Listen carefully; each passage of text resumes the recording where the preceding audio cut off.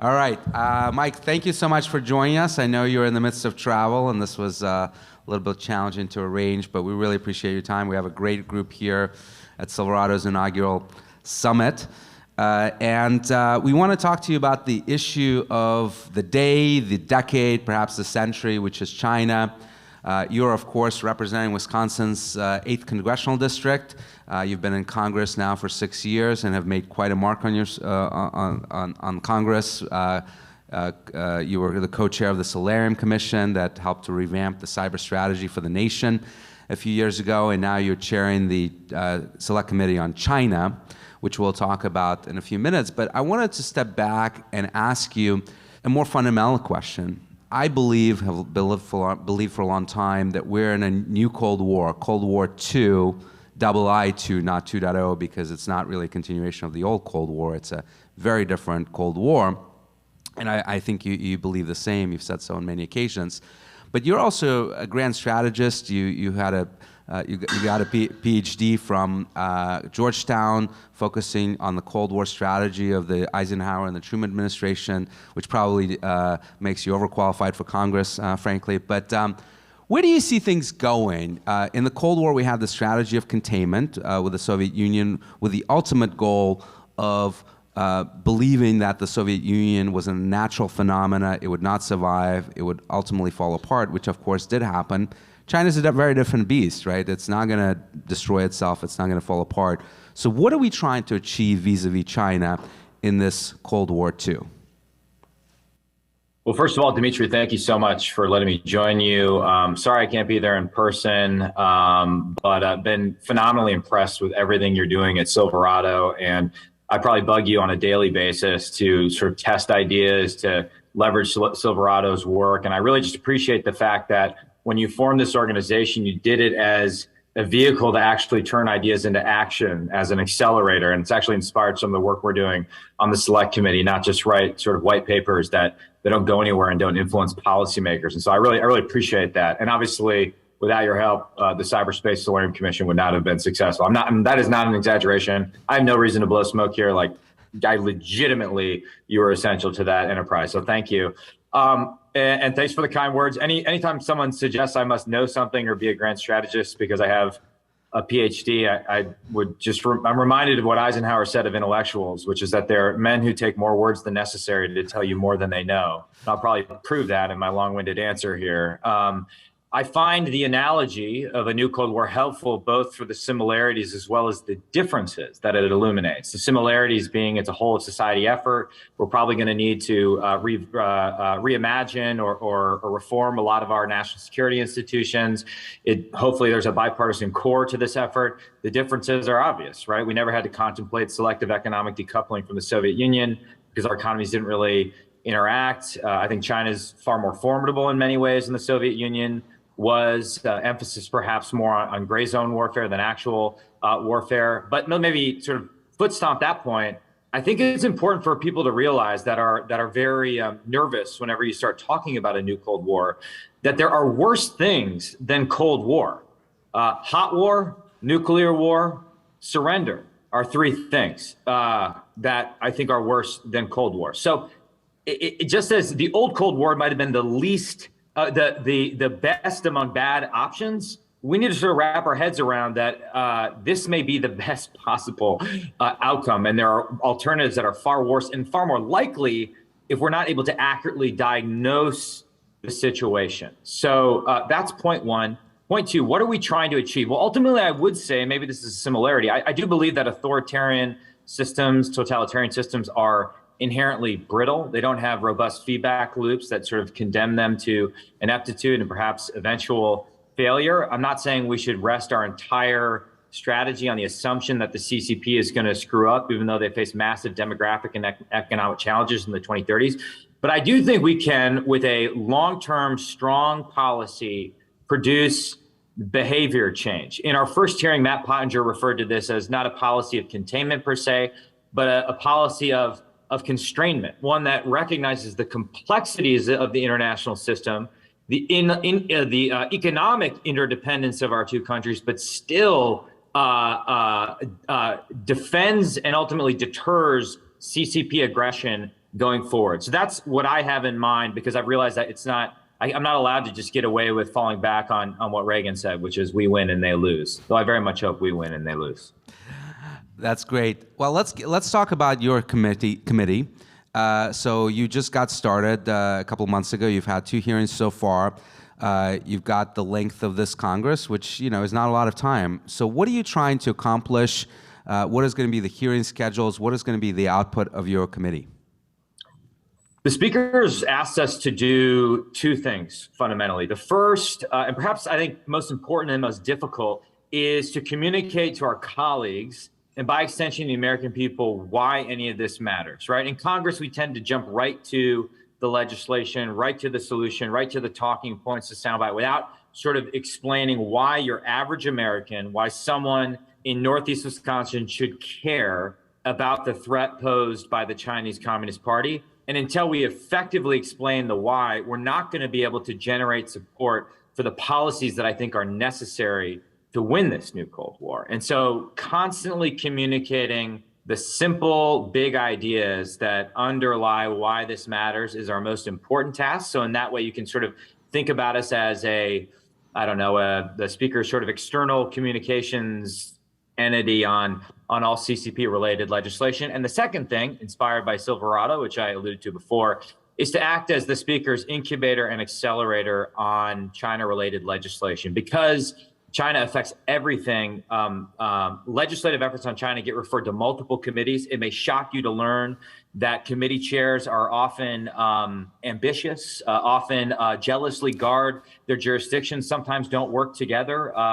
And so we are supposed to act as that entity that identifies for the speaker what are the top 20 things that we can accomplish, even in divided government, in a House that's narrowly controlled, where a different party controls the White House and the Senate.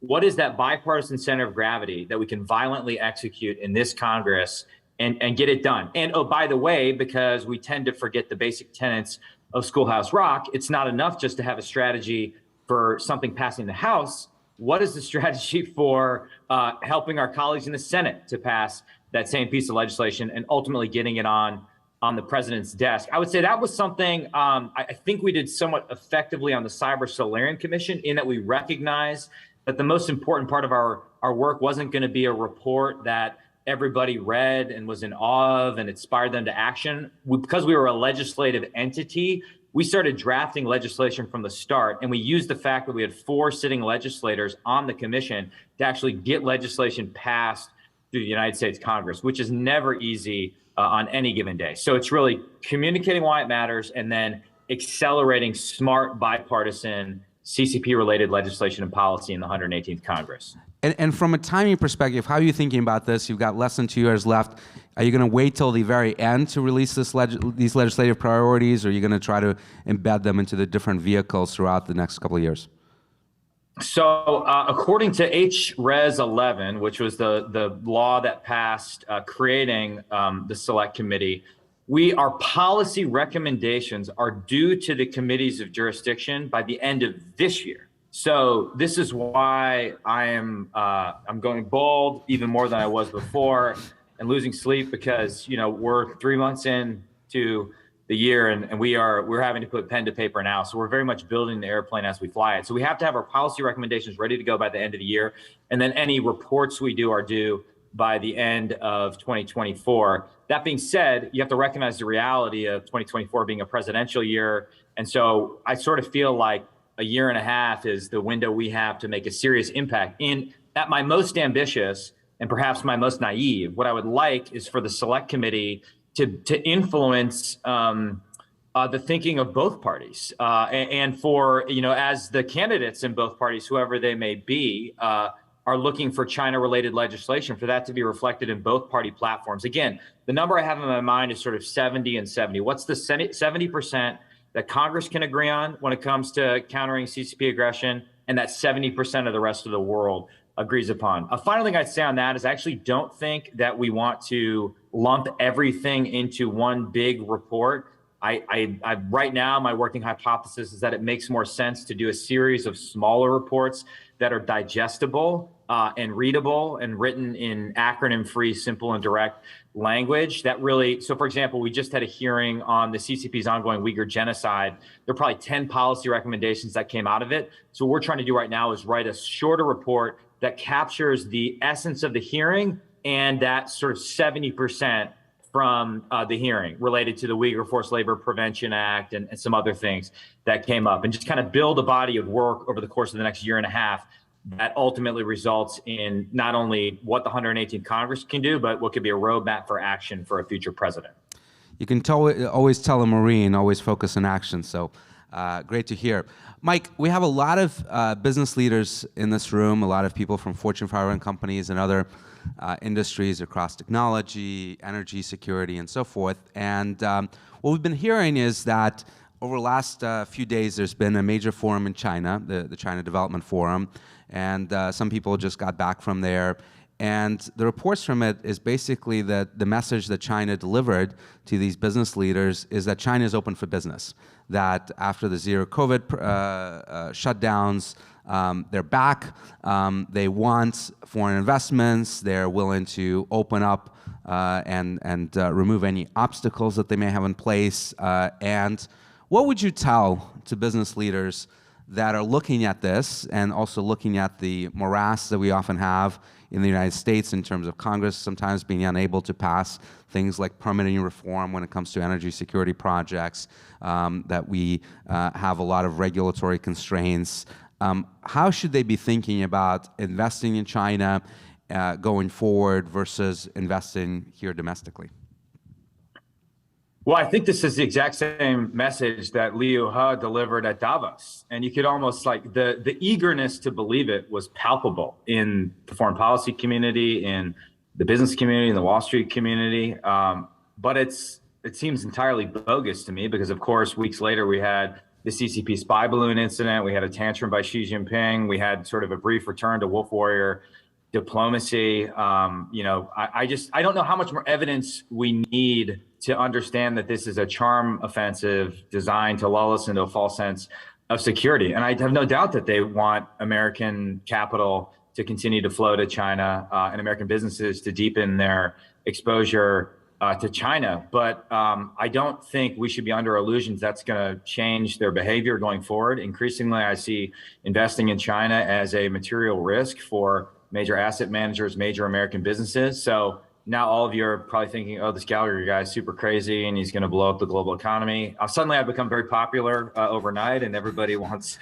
to meet because they're concerned that I'm going to do foolish things.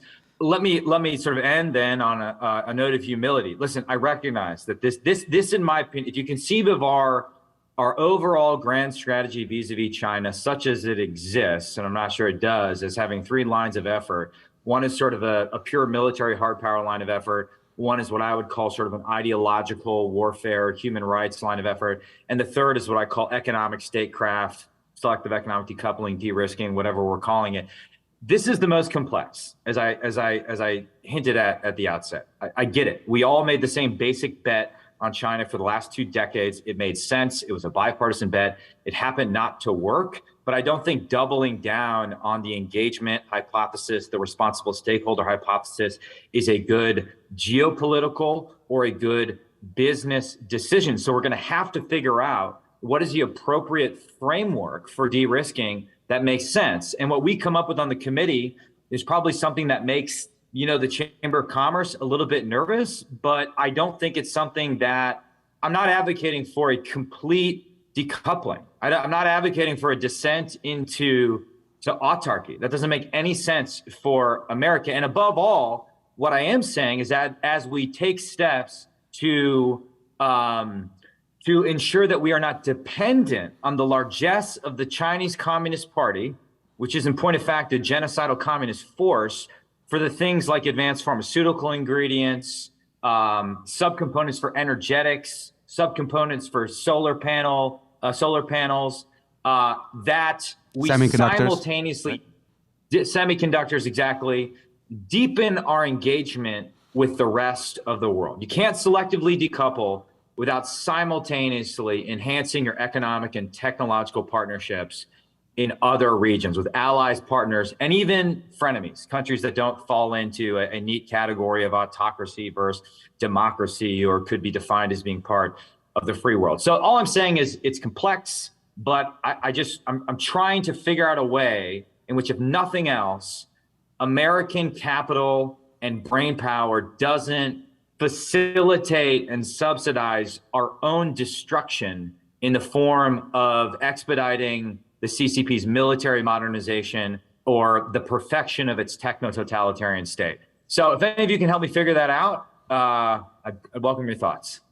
Well, Mike, I think we can all say thank you for your service to this country as a U.S. Marine serving in Iraq, now in Congress, for your leadership on both cyber issues and the issue, as I said, of the century.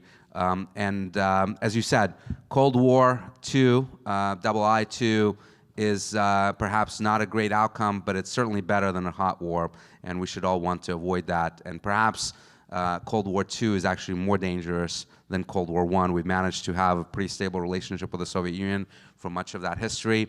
The relationship with China, I think, is considerably less stable, particularly if they decide to go after Taiwan. But again, thank you for your leadership. We look forward to more coming out from your committee, more hearings, more legislative proposals, and hopefully everyone here can engage with his great staff. Oh, one question here? Yeah, okay. Dimitri. Sorry, we have one quick question. Please introduce yourself. Go ahead. Hi, Chairman Gallagher. Nice to see you again. Nizak Nikokhtar. So my question is this. We've been entangling our economies with China over the course of the last 20 years. Detangling in a way that you and I agree with, and many of us agree with, is going to cause pain for some companies, and we've got to be realistic about that. So in terms of the Hill, and you don't really necessarily have to say which policy options you've come up with, but is there appetite on the Hill to think of policies that detangling is something we can't get away with. It's something we have to do, but we have to make sure that we're mitigating the pains on businesses. So how much is the Hill looking for? How do we make sure our businesses can survive while we kind of scale back and try to increase ties with the rest of the world? It's not going to happen overnight. It's going to take time. But then again, how do we alleviate some of the pressure from businesses? Thank you. Well, great question. And your work has been instrumental, and I really appreciate the conversations we've had in the past. Two things that are not yet a matter of bipartisan consensus and probably won't be over the next 2 years, but I think are essential. We need a more coherent energy policy that does not impose pain on our domestic manufacturers and every small business and every family in America. I think our energy policy is a shambles right now, and it also amounts to surrendering a massive geopolitical advantage we have in terms of our energy cooperation with key allies and partners. So that would be at the top of my agenda. And then the second thing that would be bound up in a broader effort at regulatory reform. We're going to actually pass something, HR 1 at reg reform directed at energy here in the House. Chuck Schumer said it's dead on arrival, but I wonder, as energy costs continue to get worse, if some of the Democrats can be persuaded to come along. Those are the two big things that maybe the next sort of Republican president will have to run with, and as it doesn't become a bipartisan thing. The bipartisan thing might be something smaller. Like, for example, I think we have an opportunity to revive the trade agenda, not in terms of a big multilateral trade agreement like TPP. It's just not going to happen anytime soon. But let's say a bilateral free trade agreement with Taiwan, a bilateral post-Brexit gold standard trade agreement with the UK. Take advantage of AUKUS and really go hard on ITAR reform, international trafficking and arms regulation, to turbocharge short-term technology cooperation with the Aussies and the Brits. So there's a lot of onesies and twosies, singles and doubles you can hit, even as you await the broader grand slam on a more coherent and less onerous regulatory environment and a better energy policy. Final note, and this is something I really want to partner with Silverado to wargame. As I say this as a defense guy, like a military guy, I'm aware of my bias, which is a hard power bias. Whenever we do war games, or whenever we even analyze the problem, we never really do the weaponization of supply chains, but we never consider energy as a lens of analysis. That's something we need to fix. Otherwise, our strategy is not going to make any sense going forward. Hey, by the way, regulatory reform, onerous regulation actually hurts clean energy just as much, if not more, than anyone else. So if you think I'm saying like climate change is a hoax and that's not what I'm saying at all. We want an all-of-the-above energy policy, but our regulatory environment and our incoherent energy policy right now is actually putting us at a massive disadvantage relative to our adversaries. Well, Mike, I absolutely agree with you. We are absolutely committed to working with you on a bipartisan basis, helping you with war games and policy ideas. I want to thank you again for joining us. Hopefully next year you can join in person. And I want to particularly thank you for your sacrifices that you have made to this country, and particularly on this policy issue, one resulting in hair loss that I can certainly commiserate with you on. I think China is contributing to that for sure. But again, thanks so much for being with us today. This is like, I see you as the ghost of Christmas future, Dimitri. So wear it well, okay? Thank you. All right, take care. All right, and we're moving on to our next congressional panel with Representative Mike Rogers, Representative Jane Harman, and moderated by Jamil Jaffer. Thank you all. My name is Jamil Jaffer. I run the National Security Institute at George Mason University's Antonin Scalia Law School. I'm thrilled to be here with former Congresswoman Jane Harman. She's the former House Intelligence Committee ranking member, served 9 terms for California's 36th district, not too far from my home part of LA, the West Side. She's become a national expert at that nexus of security and public policy issues. She also took that expertise to the Woodrow Wilson Center, where she served as its distinguished president for a decade. And then on the executive committee of the Trilateral Commission. She's on the advisory board of the Munich Security Conference. She co-chairs the Homeland Security Experts Group with former Homeland Security Secretary Mike Chertoff. She's a trustee of the Aspen Institute and an honorary trustee of USC. I'm a UCLA grad, so that's a problem. And she serves on the board of Iridium Communications. So, Congressman Harman, thanks for being here. And then last but certainly not least, my former boss, Congressman Mike Rogers, the former chairman of the House Intelligence Committee, who founded Lead America to create a platform for community engagement on how we can all follow the American dream. He leads tirelessly with his wife, Christy Rogers, who's here with us, who also runs Principal to Principal, a CEO engagement forum. Chairman Rogers is on the board of directors of IronNet Cybersecurity, a company that I worked for the last 6.5 years. He is on the board of advisors for the Next Century Corporation, the board of advisors for the National Security Institute at George Mason, as well as on the Cybersecurity Industry Advisory Council for Trident and Forge Point Capital, distinguished fellow at Hudson, and the board of trustees at the Center for the Study of the Presidency and Congress. He's also a former officer in the U.S. Army and an FBI agent running organized crime, beating organized crime, hopefully not running it, in Chicago. I think we missed a few. There you go. So look, I want to, if it's all right with you all, I think we just jump right into it. You heard my former office mate, Congressman Mike Rogers, talk about the bipartisan nature of the situation on Capitol Hill when it comes to China. He's obviously partnered tightly with his ranking member, Raja Krishnamurthy from Illinois, on these issues. Is it really possible that we see some legislative movement here in the next Congress on China? And if so, what might that look like? Congressman?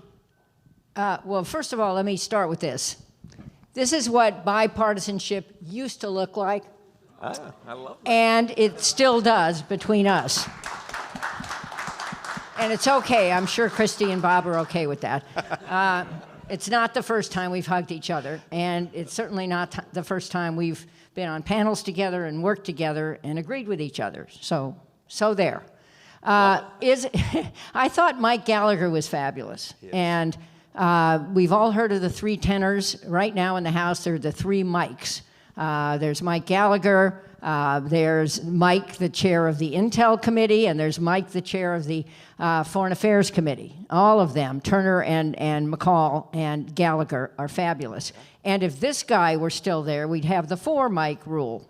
And I would, of course, he would be my candidate for Speaker of the House if the Republicans were in the majority, and he might be our candidate for, let him tell you what that is. I just want to make one other comment, if I could, and that is about Dimitri, who I think is right there. I mean, Dimitri has used his success so well.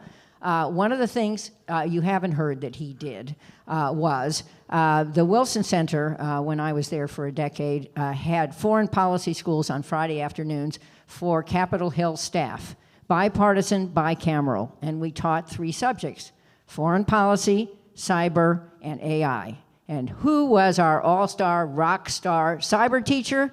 Dimitri. And it makes a huge difference. My thought was, still is, that bipartisanship is very hard to achieve in the Hill. This is my long answer, which I'm concluding. But one way it can get better is to help the staff learn subject matter and get to know each other. It's astounding. The staff is as polarized as the members. And back in 100 years ago, when I was a staffer in the Senate, it wasn't that way at all. So Mike and I were and are friends. I think China policy has a reasonable chance of being bipartisan, not a great chance. But with a guy like Gallagher up there, I think it has a better chance. So, Chairman, I mean, you really built a capability at the House Intelligence Committee. You and Dutch Ruppersberger came together. You said, we're going to put politics aside. The Intel Committee, prior to your and Dutch's arrival, had been fraught with politics and fraught with, some challenges after Congressman Harman left. Well, I left just when he became chairman. I don't know how he could do it without me, but he did. Yeah, that's right. And so you guys really came together and said, we're going to put it all aside. We're going to find a path forward to really, really make this happen for the country. And you guys did. You were successful. You passed intelligence authorization bills 4 in a row maybe, a cyber bill. Talk to us about how you can see that model. Can that model work in the even more fraught political environment of today? And if so, you've got the select committee, doesn't have legislative authority, as Mike pointed out, but it is a incubator and accelerator. What might they do to get something through this Congress on this challenging issue of China? Yeah, and I think it is hard to have a bipartisan approach to anything in that place, because you'll get attacked more by your own party oftentimes when you're working across the aisle than the other party. And we need to get over that. I think the key is going to be, if we continue to get in these silos and fight our lanes that we have for the last 20 years and keep admiring these problems that keep being thrown at us, we're going to find the same results down the way. It won't change. But if we get to a point where we get both Americans, and we have to have these conversations nationally, to understand that the Chinese just flicked us in the forehead, the Russians just flicked us in the forehead, the Iranians just killed U.S. troops on the ground in another country, flicked us in the forehead.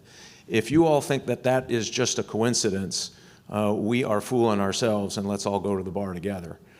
These are designed to start stressing our system by people who want to unseat the United States in its international and leadership role. I don't think we're going to get over these small things, even words like it's dead on arrival versus, hey, we're going to take a look at the legislation, we're going to find things that we like and work together on the other. Those are the kind of words and conversations we're going to have if we are going to protect ourselves from what is coming from China. And quickly, and this is huge for me, and we don't talk about it enough. We have a literacy epidemic in America. It's killing our recruiting for our military. It's killing our opportunity for our children in the future, and China knows it. They're teaching quantum mechanics to their kids in the 8th grade. Think of this number, 2/3 of American 8th graders today are not proficient in reading. 3/4 are not proficient in math. If you're not reading by the 4th grade level in the 4th grade, you have a 70% chance of going to prison or being on welfare for the rest of your life. This is crazy. We can solve this problem. We have reading reclamation programs outside of the government. I think we have to go outside of the government. I only think we get there if we bring the American people into this notion to understand. And I hear folks you would think know better talk about, don't worry about Iran, don't worry about this Russia thing, it's territorial, don't worry about X. They are all tied together, and they are all coming for what we have. And if we don't understand that, you'll never get any bipartisan legislation through. We'll be having the same conversation with Mike Gallagher next year as you did this year, and we need to avoid that at all costs. Congressman Harman, you want to jump in there? I agree with that, but I also think we have a leadership deficit in America. And training up for that is going to take some muscles we haven't used in a long time.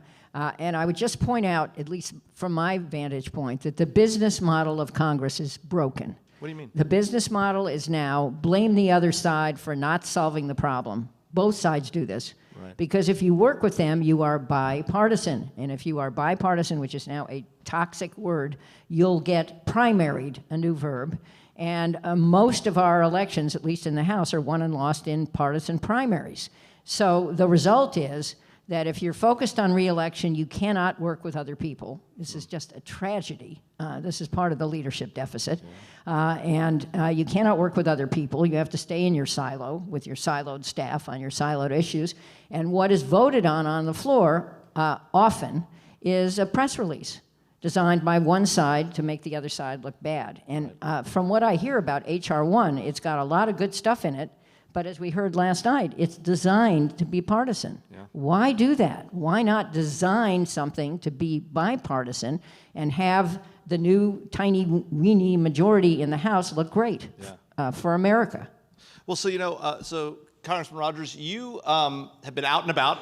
Congressman Harman sort of referenced it. You've been in places like Iowa, South Carolina, New Hampshire, talking to voters, right? Talking to folks in Cedar Rapids and Des Moines. How does it look out there when it comes to the question of China, right? Congressman Gallagher mentioned that we really have to take the story of the American people. We've got to convince them this is a real threat and that we need to do something about it. How are folks out in the heartland of America thinking about these issues? And are they concerned about this lack of or the amount of partisanship happening in Congress and in D.C.? I've never seen so much political discouragement in my life. I mean, you can't look at the way we're doing things today and not think this thing is broken or something's not right. And it seems like we admire a problem, and then we admire a problem, and then we admire the problem, and we do it in cycles that allow people to be that anger gets to the destination instead of a motivation to do something about it. And so politics have been about that destination of anger, not necessarily building up and getting bigger and broader to what the threat really is. And so I do think that there is this really interesting conversation happening at places on the ground. Chrissy and I love to vacation in New Hampshire and Iowa and South Carolina. Isn't that right, honey? Is right. She loves that. Weather's great this time of year. Just random places, yeah. Nothing like a February snowstorm in Manchester, New Hampshire. Fantastic. And so when you hear this conversation, there's a lot of confusing dialogue happening. I mean, so if you're a conservative and you're in conservative circles and you're in conservative social media, you're hearing, don't worry about these other places. Yeah, China's bad, but we'll get over it. We'll figure it out, right? There's no sense of urgency as to the level of adversarial activity that we see today. And so and then to Jane's point, this is a leadership problem. If we're all talking about the same thing, and we can be data-driven, this doesn't have to be opinion that we don't like China for X or Russia for Y or Iran for, fill in the blank. It can be about the things that they are doing that materially will impact our children's ability to have and enjoy the American dream in their generation.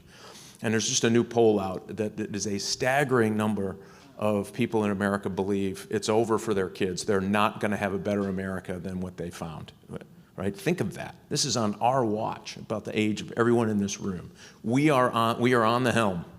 And are we going to continue doing exactly what we've been doing in every 2 and every 4 years in the United States? Or are we going to shake ourselves out of it and say, we can do this, we can have these creative, innovative solutions to really big problems? Now, it means you can't campaign on it every 2 years. It means you're going to fix it, right? That will change the dynamic of Congress and around the country. And I think what people are saying is, at least where the audiences that we go to and talk about, it's called Lead America, which takes us around these places, that people are ready for solutions and they're interested. Even people who thought that they were in one camp or another camp said, hey, I need to hear more about that. Yeah. Most Americans don't know that we are failing our kids. I mean, it is the worst epidemic we could ever foist on our young students. So think of this, last year, over half of those kids graduated could not read at the 6th grade level in the 12th grade. It means you can't fill out an application. It means you can't figure out how to even get on Medicaid or Medicare. It means you can't fill out the paperwork for even your welfare application is at a higher than a 6th grade level. So think about what we've done to ourselves. China has twice as many PhDs in science, technology, engineering, and math every year than we do. They are investing in this next generation. The Australians, through the AUKUS group, came out and said that out of the 44 critical technologies in the world going forward for both economic and national security issues, the Chinese either hold or control 37. So we are fooling ourselves every time we keep saying, oh, we're doing just fine. We're going to out-innovate them. We're going to be smarter. Well, guess what? They are catching up. And they want what we have. We just have to make that determination that we're ready to try to do something different, to try a more innovative approach. I've been in the tech side, quantum computing, AI, cybersecurity for the last 7 years. There are some phenomenal opportunities to modernize the federal government, make it more efficient, make the outcomes better. But we're going to have to do something a little different politically. And I'm not sure we're there yet. We're finding out. But that's the kind of feedback we're getting. They know something's wrong. They want something different. They're not exactly sure what that might look like. You know, Congressman Harman, one of the challenges I think that we're facing today is that the American people are really concerned about what's happening here at home, right? They're very focused on their own economic condition. You know, Bill Clinton famously said, it's the economy, stupid, right? That's still true today, right? People in Iowa, you know, I was with the chairman there, you know, they want to know, they're thinking about the price of eggs, the price of gas at the pump, the inability to get cars because we have this supply chain that's relying on semiconductors that aren't available. How do you make it concrete to the American people that what happens overseas, whether that's China and the threat posed there, or increasingly what's happening with Ukraine and Russia? I mean, there's a lot of disagreement amongst the American people, amongst American politicians about whether we should be involved in that conflict. How do you describe to the American people? Is it even possible to convince the American people that what happens overseas in places like China, Russia, Ukraine, in North Korea, in Iran with Americans being killed, that is relevant to their daily lives here, to the price of eggs, to the price of gas, to whether you can get new cars? How do we tell that story? With great difficulty. I mean, one of the things I learned after years on the Intel Committee and years chairing the Intelligence Subcommittee of Homeland Security, where my ranking member was Mike McCall, by the way, is that foreign policy doesn't matter to most voters. It just doesn't. Economic policy does. There is a connection. Someone said before that energy policy and foreign policy are connected. So are economic policy and foreign policy connected. Right. And we haven't made the sale well. Well, for starters, I'm glad there's a select committee on China. How about a select committee on fixing Congress? With an even number of bipartisan, that's a dirty word, of people of each party who actually want to fix Congress and want to serve in a place that works. I mean, think about it. Think about the talented, I know maybe this is an oxymoron, but talented members of Congress currently serving in each party. It's not a long list, but it includes the 3 Mikes, or it would be the four Mikes, and a number of Democrats who want to fix it. And if they were the ones and could figure out some magic formula to fix Congress, Congress is a great teaching institution. Think about it. Not only is there the bully pulpit of C-SPAN all day long, I don't know if that's a curse or a blessing, but if anyone here is from C-SPAN, my apologies, but being on TV gets people to act out rather than in ways that are odd. Yes, correct. But it's a great teaching institution nationally and internationally. Some of the congressional delegations are valuable. We heard about that last night.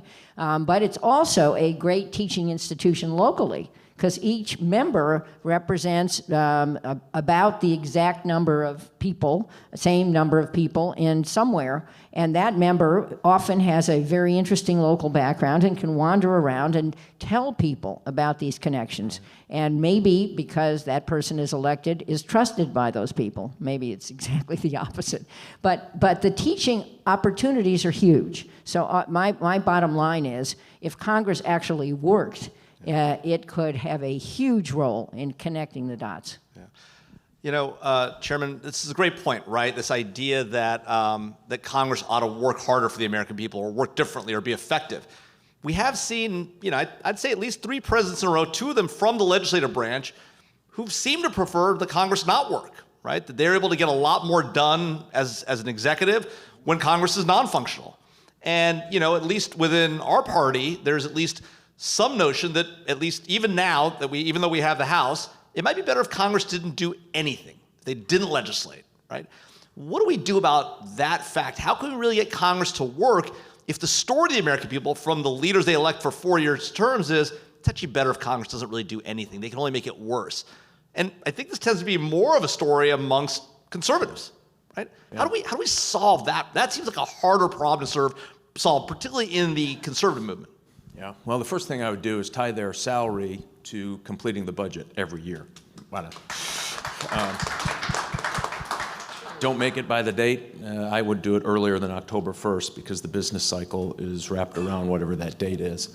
But you have to have some incentives for them to actually come in and do hard work.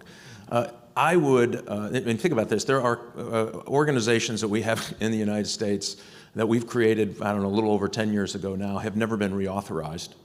And why? Because it's hard, it's not very sexy, and it probably be a lot of late nights going through the entire complex of this government that we just keep adding to, and it gets bigger and bigger and bigger. So, and what Congress has been doing, and Jane and I complained about this when we were in, we kept ceding authority to the executive branch by not being clear on its implementation, and then that's where all the rulemaking came in, and then you didn't recognize what the law was that you had passed in the first place. And so they have to reclaim all of that. But what they have to do is stop running to the microphone every 3.5 seconds or doing their short videos. They need to actually sit in a committee hearing and actually go and do the work of a committee. It's hard. Being a legislator should be hard and sometimes unpleasant. Okay, mostly unpleasant. But if you do it that way, which we did on the committee, if you recall, we went right back and said, we're going to go through the budget. We even did gasoline purchases for certain covert type programs to make sure that we had every line item, every dollar. And by the way, doing that, we were able to cut $6 billion out of a $78 billion budget in wartime, right? Because we just found places that didn't make sense to spend that money, wasn't very efficient. So if Congress gets back to doing that, I think that can have a huge and impactful difference. And I was one, by the way, that didn't like the open-ended war resolutions. I thought, no, this is Congress. And you know why Congress didn't want to undo it for the last, whatever it was, 20 years? Because it's hard. You'd have to go back home and explain to people, I voted for this reason. Nobody wanted to do that, right? You can get to go home and say, oh, that thing was 20 years old. I didn't do it. This is wrong. We have to reinstate this notion that it is your job to go home and explain your vote to people, even when it's hard, because you're going to have more information than they might have. The problem today is you walk in that room, it's full of social media information, about 80% which is inaccurate. But man, are they convinced that they're right. And so you have to go in and try to offset that. And until we get that pattern down, and again, I think the first way to do it is say you will do a budget every year, it will be done by this date, or you stop getting paid until you get it done. You'd be surprised how that would motivate members of Congress, I can tell you. Or the subversion of that is if the government closes because there is no budget, you should not get paid while you're not coming to work and other people are out of work. So that's the mini version, but I support the bigger version too. I just wanted to applaud. I think it's the Senate only so far, I think.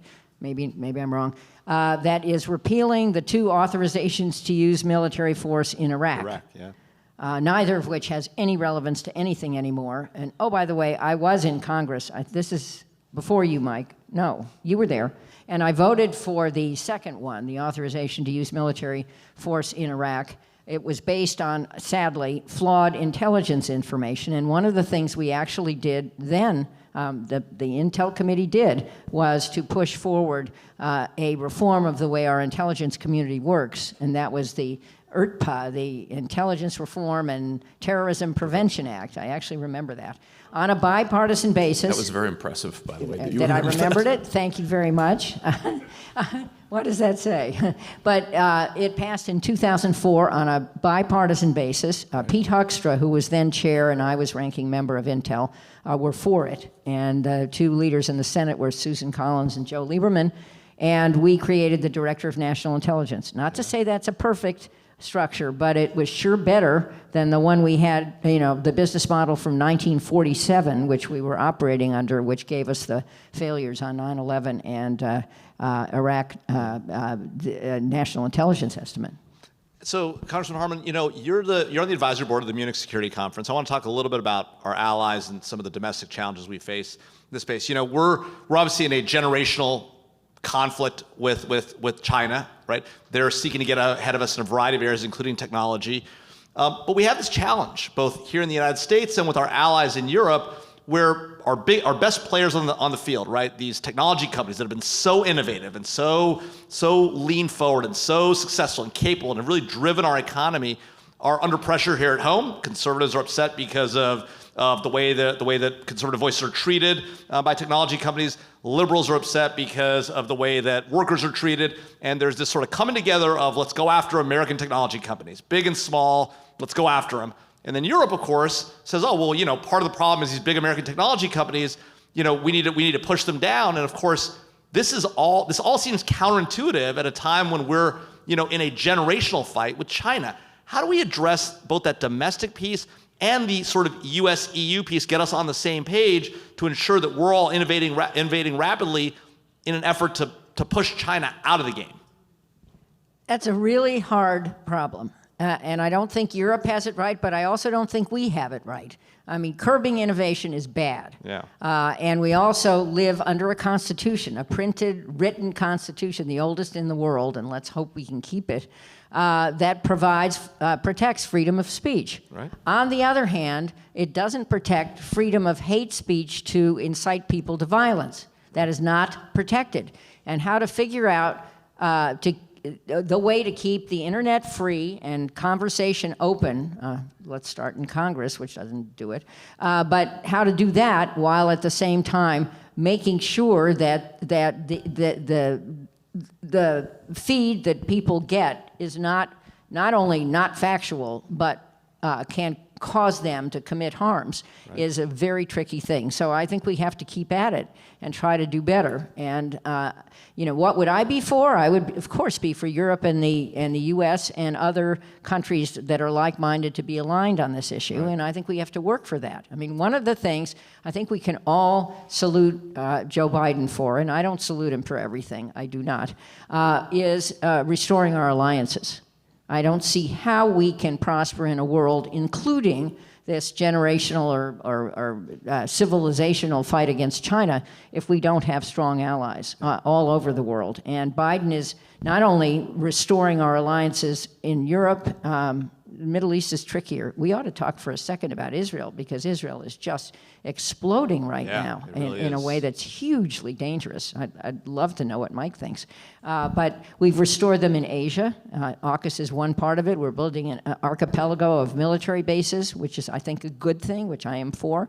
But now we're also trying to reach for, not as an afterthought, but as a before thought, the Southern Hemisphere, both Africa and Latin America, and not leave them out, because they have been the fertile fields for China's BRI and for initiatives by Russia too. So hopefully we will get to, not just Biden alone, that's not my view, some form of strategy for American leadership in the future, which we have been lacking over 4.5 presidents since the Cold War ended.